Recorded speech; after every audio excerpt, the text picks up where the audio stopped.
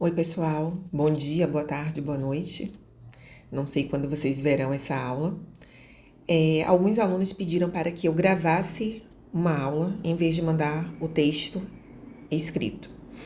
Então, eu vou ler esse documento aqui com vocês, explicar algumas coisinhas e fazer perguntas, né, para a próxima aula. Estamos falando do Barroco, um movimento literário que vem logo após o quinhentismo, que nós estudamos, e vimos que o principal autor é o baiano Gregório de Matos, conhecido como Boca do Inferno.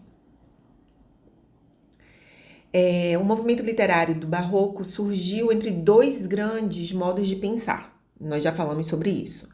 O teocentrismo, da Idade Média, que significa Deus como centro de tudo, e o antropocentrismo, do classicismo, que significa o homem como centro de tudo. Então, o homem do Barroco, ele vive esse constante conflito, essa dúvida, né, entre a fé e a razão, né, entre o espiritual e o terreno, entre a eternidade e a efemeridade. O que é efemeridade? Aquilo que é passageiro, né? O eterno, aquilo que dura para sempre, e o efêmero, aquilo que passa. E o nosso mundo terreno é efêmero. Então, o homem do Barroco vive essa insegurança, essa inquietação, essa instabilidade. Então, ele está sempre com esse sentimento de contradição e angústia. Então, a palavrinha que eu falei com vocês, que é mais importante do Barroco, é a dualidade, né? Algo que é dual, duplo, né? Corresponde a dois. Então, ele está sempre nessa angústia, nesse conflito entre o teocentrismo e o antropocentrismo.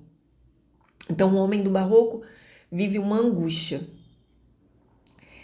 E essa angústia é expressa, essa dualidade é expressa por meio de antíteses. O que são antíteses, né? Antítese é uma figura de linguagem, uma figura de pensamento, que eu já falei para vocês que são recursos que nós utilizamos, e utilizamos não só em textos literários, mas utilizamos em nosso dia a dia.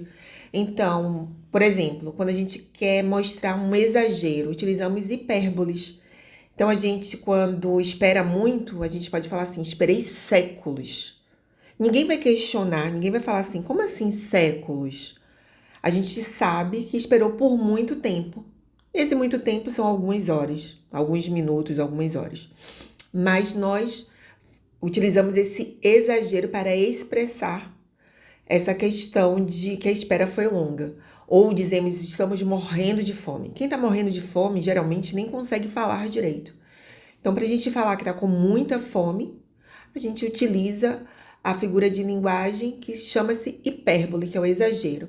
A gente pode utilizar também a figura que vai atenuar alguma coisa.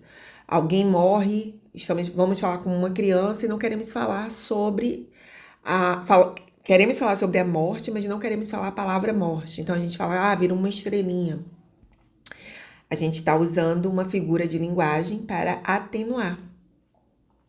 Né? E o que é antítese? É a figura de linguagem ou de pensamento que é utilizada para explicar essa situação de contrários, né? Essa situação de dualidade, essa situação ambígua. Então, a antítese vai utilizar palavras com sentidos contrários.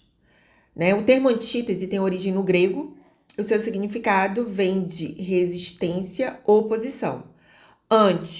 Né? Antítese, anti significa contra, e teses é uma afirmação. Então, contra essa afirmação. Na vida, né, a gente tem uma infinidade de situações antitéticas. Dia e noite, claro e escuro, calor e frio, sol e lua. Então, todas as vezes que em um texto vocês virem palavras, expressões ou ideias opostas, vocês podem sinalizar que ali houve o uso de antítese. Então, como nós vimos, o homem do período barroco vivenciou essa sensação de dualidade e aprofundadamente, né? Ele queria demonstrar essa situação dual, essa situação de dualidade.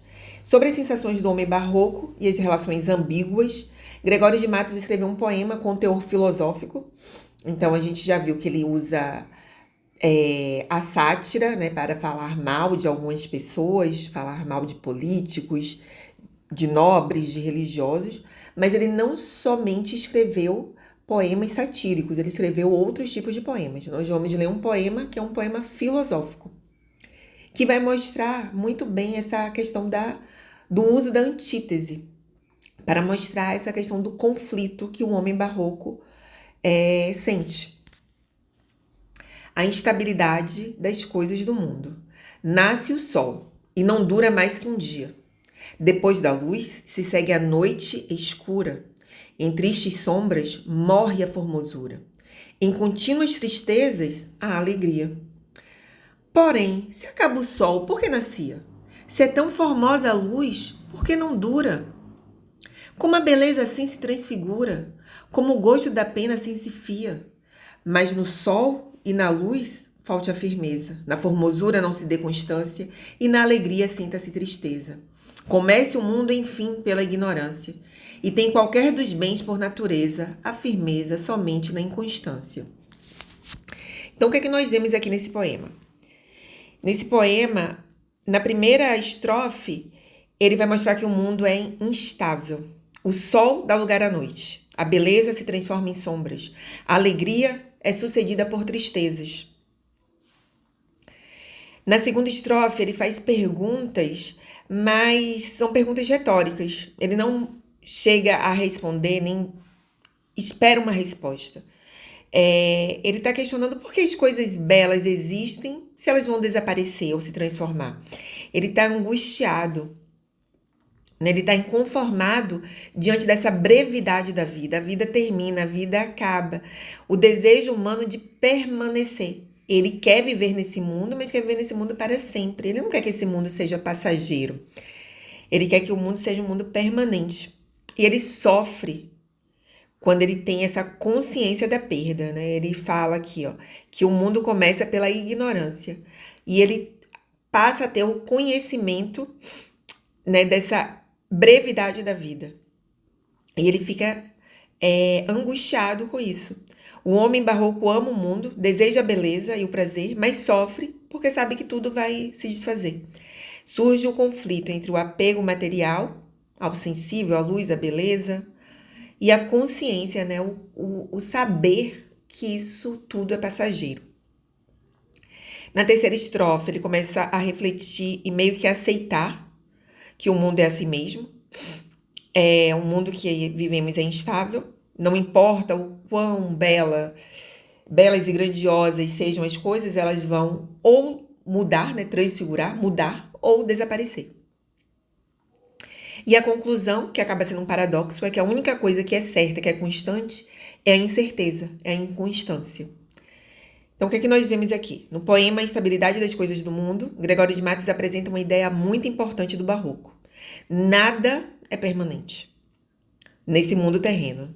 Tudo passa, muda e acaba com o tempo. O eu lírico, né, a voz do poema, observa a realidade e percebe que ela não dura para sempre. O sol nasce, mas logo se põe.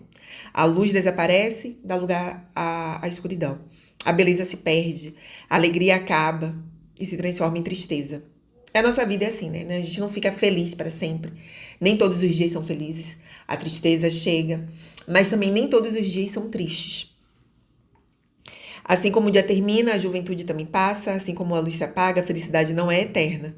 E ao perceber isso, o homem do barroco sente angústia, insegurança e inquietação. O poema mostra um conflito típico do barroco. O ser humano se encanta com a beleza, com os prazeres e as coisas da vida, mas sofre ao perceber que tudo isso é passageiro. Surge no barroco uma dúvida: vale a pena aproveitar o presente? Ou devemos renunciar, né, a esse mundo em busca de uma fé e em busca da eternidade? E aí aqui eu coloquei uma reflexão pra gente, que nós podemos enxergar o mundo como Gregório de Matos enxerga, né, como o homem do barroco enxergava, e ver nessa transitoriedade do mundo, nessa efemeridade, nesse mundo que é passageiro, uma fonte de angústia, ficar angustiado, pois tudo passa e nada permanece para sempre. Ou também podemos ver de outra forma. A gente acreditar que é justamente porque o mundo é efêmero, porque tudo passa, que nós devemos nos permitir perceber a beleza da vida. Cada momento é único, cada momento não vai se repetir e por isso tem um valor especial. Então a gente deve aproveitar o presente, aproveitar a vida, pois cada instante tem um valor único, um valor inestimável. Então a gente pode ver o mundo de duas formas. Qual a forma que você escolhe ver?